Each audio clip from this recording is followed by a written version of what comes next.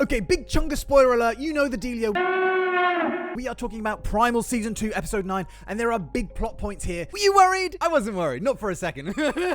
No, seriously, I think we were all a little worried, weren't we? For Fang, and for the whole show, actually. After all, Gendy isn't one for happy endings, is he? And when we saw that sneak peek with Kamau about to execute Fang, I think we all thought that there was a very real possibility that this could go full Ned Stark, as we did see just how much Kamau would do anything for his daughter. If he could kill off these innocent people, well, what's a big murderous lizard, you know?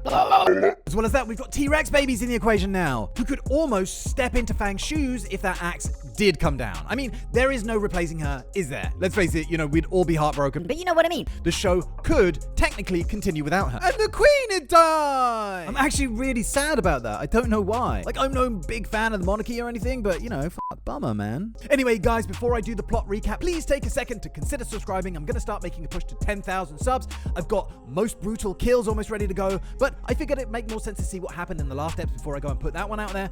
And I have a video with a few Primal theories almost good to go too.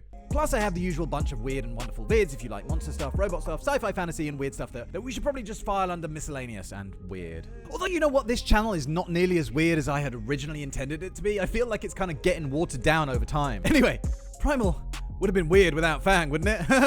Let's not forget what we're here to talk about. But I'm really glad that they didn't kill her off. I think that even though it might have been pretty gripping viewing, I think you really rip the heart out of this thing if you break this partnership completely. Anyway, there's loads to talk about here, so let's get right to it. Of course, the episode starts off picking up right after the end of the last ep, where Spear and Fang fail to escape the Colossaeus, and the Egyptian queen orders Kamau to behead Fang. The ep starts off slow, like real slow. There's probably a whole minute of just the ship sailing, the oars, the waves, the seagulls, the waves, the ships, the waves, before our big guy lifts the axe over Fang's neck. But right before he brings it down, he has a moment of hesitation, remembering his days back in his peaceful Kenyan village, where he literally wouldn't hurt a bug. The queen arrives with her army, and slaughter, slaughter, slaughter, enslave a few, kill a few more, and the rest is history. Then back on the boat, as you probably guessed, he chops the chains holding Fang instead of Fang herself. Spear frees himself, and now it's just a question of what the cost of all this is going to be, because surely not everyone is getting out of this situation alive, are they? The queen gets on a giant crossbow to scorpion Fang, but luckily misses.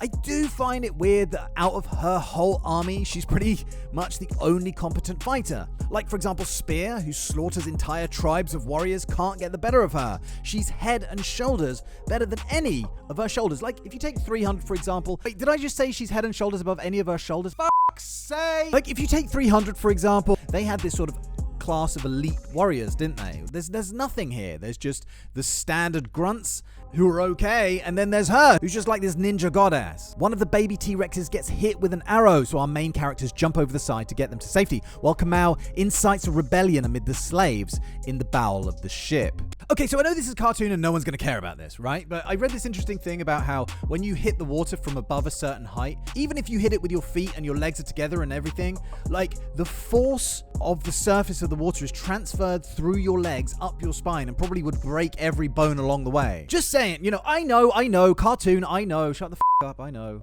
And really, what are they feeding these guys? I guess it's just from pulling these oars all day, every day, that these guys get so huge.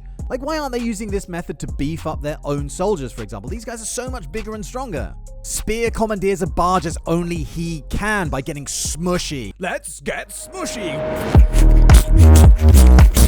Eventually, Kamau throws the evil queen over the side of the boat, pancaking her into smush right in front of Spear and Fang and Mira. Ouch! But was it ouch enough for me? Alas, no, wasn't. Nope. Like, after all the suffering she'd caused, wasn't this too quick a death for her? What do you guys think? Spear, Fang, Mira, and the kids sail into the moonlight, and yep, there's the moon again. And make sure you watch my Primal Theory vid for more on that. I have some thoughts about this. Oh wait, computer's crashing. Better save. Save quick. Ah! Had to re-record it all again. Then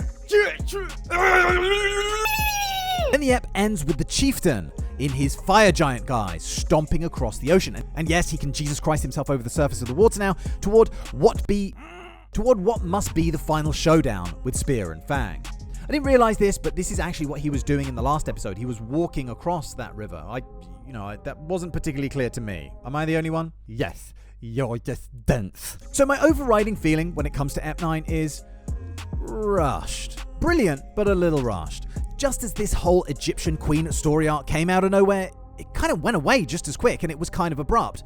So if we look at Season 2's story arcs so far, first rescuing Mira, followed by the chieftain, and then this Egyptian stuff, back to the chieftain, I guess, for the last episode, the first 2 story arcs flowed quite naturally into each other, whereas this just sort of landed on us, which I actually really liked. That felt like a sudden turn in a very cool direction, but I was just hoping for a more meaty conclusion to it somehow. So obviously, I love Primal, and this is still a great ep. Mainly because of that sneak peek, I think, had it quite built up in my head that something epic was going to happen here, and it all played out fairly predictably. Like, it didn't quite live up to what I had built up. So maybe that's my fault. Probably not. Maybe it's the fault of the sneak peek. Absolutely, that's it. Like, I might feel differently when I go back and watch all the eps through back to back. But all that said, I am kind of glad that this is the way that it did play out, predictable or not. Because this way, we get to keep our fang, and that's what's important, right? Seeing Kamal's backstory was cool, but no surprises there. Just really reinforcing the gentle giant character that he is, and yeah, it's what you would expect, painting this idyllic life that he had prior to the evil queen showing up and destroying everything. The queen does manage to get hold of his daughter very easily, considering what physical abilities this guy has, but I guess he just wasn't expecting her to be so quick and agile, and what was she, trained by ninjas? I love the moment the baby T-Rexes made their first kill. Oh, cute murderous little death lizards, you just want to smush the king out of the spaces, and smear the blood in, One thing that did surprise me in this episode was how easily Kamal dealt with the queen and overpowered her after seeing Spear struggle with her. This guy just swatted her like a fly, which I guess is testament to how strong he is. I think the biggest thing for me here in this episode was this really enough comeuppance for the evil queen after everything she had done, all of the suffering she had caused in the name of her own selfishness and greed? For me, not really. But again, given that there's only one ep left to go and I would want to spend the maximum amount of time on the conflict between our heroes and the fire giant, I'm actually alright with it. I did wonder though if there was some way to bring it all together, like maybe have the fire giant drag her down to hell with him for an eternity of horrible torture. That would be more of a comeuppance for me. But yeah, like I said, I'm kind of alright with the way it went down. I suppose that ultimately the bottom line is that this death was pretty satisfying.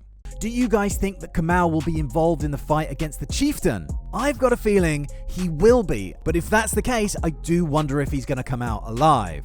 There was this moment of tenderness between Kamal and his daughter in the middle of all this chaos, which felt like, oh, this is one of those sort of goodbye scenes before a major character's deaths. You know the ones. Could it be that he turns up with his newly freed army of giants to come to Spear's rescue? Because that's the only way that I can really see this guy being beaten.